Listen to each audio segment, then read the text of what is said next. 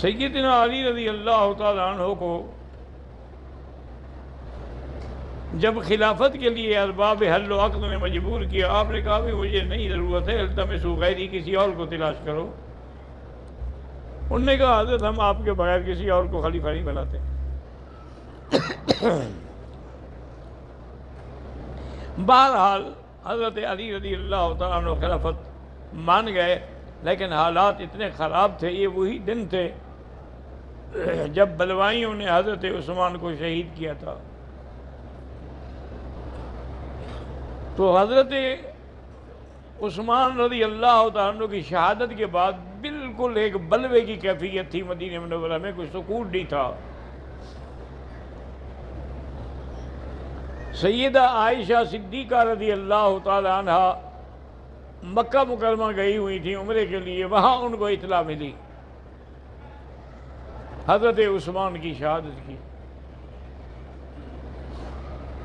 سیدہ عائشہ رضی اللہ تعالی عنہ ان کے لیے بے حد غمگین ہوئیں، دعائیں کیں، اور عبداللہ ابن زبیر بھی آ گئے۔ انہوں نے کہا کہ کافی دیر ہو رہی ہے، ہمیں چل کر حضرت علی پر دباؤ ڈالنا چاہیے کہ ان ظالموں کو پکڑیں۔ اگر حضرت عثمان کا قصاص دینے میں تاخیر کر دی گئی تو کوئی اور حادثہ بھی ہو جائے گا۔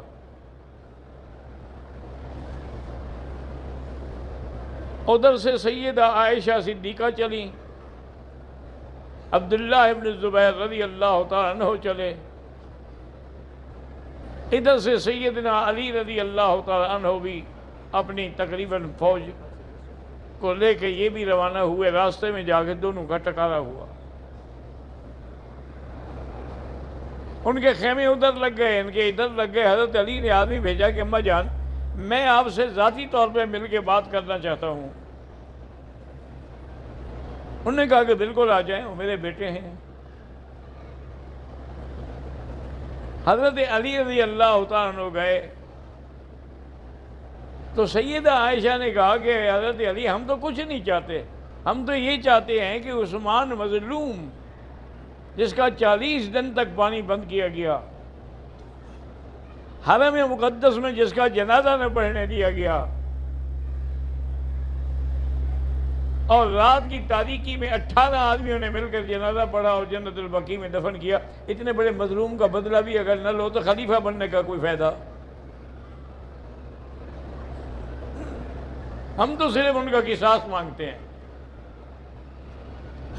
حضرت علی نے عرض کیا کہ اماں جان مجھ سے آپ جیسے چاہیں تسلی لے لے، میں اتنا ہی ان کے قصاص دینے میں چاہتا ہوں جتنی آپ چاہتی ہیں، لیکن حالات یہ ہیں کہ میری حکومت مستحکم نہیں، خلافت مستحکم نہیں، میں نے ابھی ان پہ ہاتھ ڈالا تو وہ کوئی اور نقصان کر دیں گے۔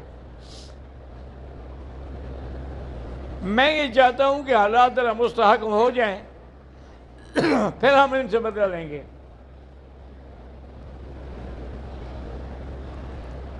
آپس میں الحمدللہ اتفاق و اتحاد ہو گیا۔ تو انہوں نے کہا کہ ٹھیک ہے، اب آپ کا ہمارا کوئی جھگڑا نہیں، جھگڑا تو صرف قصاص عثمان پہ ہے۔ واپس آ گئے۔ وہ بلوائی جو تھے وہ بھی تو ان دونوں کے کیمپ میں موجود تھے نا۔ ان کو سمجھ آئی کہ اگر ان کی صلح ہو گئی تو پھر ہماری تو خیر نہیں ہے، پھر ہماری تو بوٹیاں بھی کتوں کو نہیں ملیں گی۔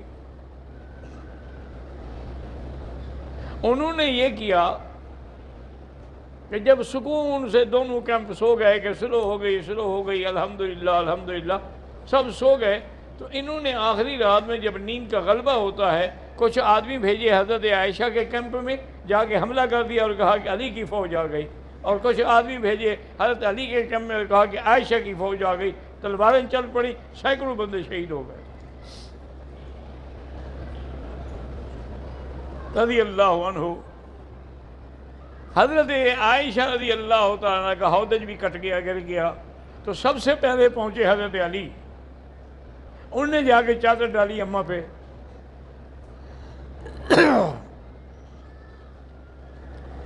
اور انہوں نے کہا کہ بی بی یہ تسلی کریں، یہ ہم نے نہیں کیا ہے، یہ انہوں نے کیا ہے جنہوں نے عثمان کو شہید کیا ہے۔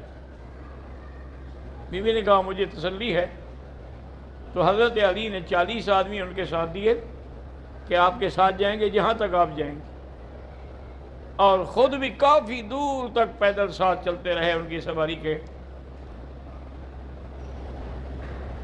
پھر حضرت علی واپس آ گئے۔ اب سیدنا علی رضی اللہ تعالیٰ عنہ نے سوچا کہ اگر یہی حالات رہے تو مدینہ منورہ پھر دوبارہ کہیں خدا نہ خواستہ خون ریزی کا شکار نہ ہو جائے، اس لیے انہوں نے اپنا دارالخلافہ جو تھا وہ مدینہ کے بجائے کوفے بدل دیا کہ اگر جنگ بھی ہو یا کوئی لڑائی ہو تو کوفے میں تو ہو، مدینہ رسول میں تو نہ ہو۔ کیونکہ حضرت علی رضی اللہ تعالیٰ عنہ بڑے ہی ماشاءاللہ فقیہ تھے اور بات کو سمجھتے تھے۔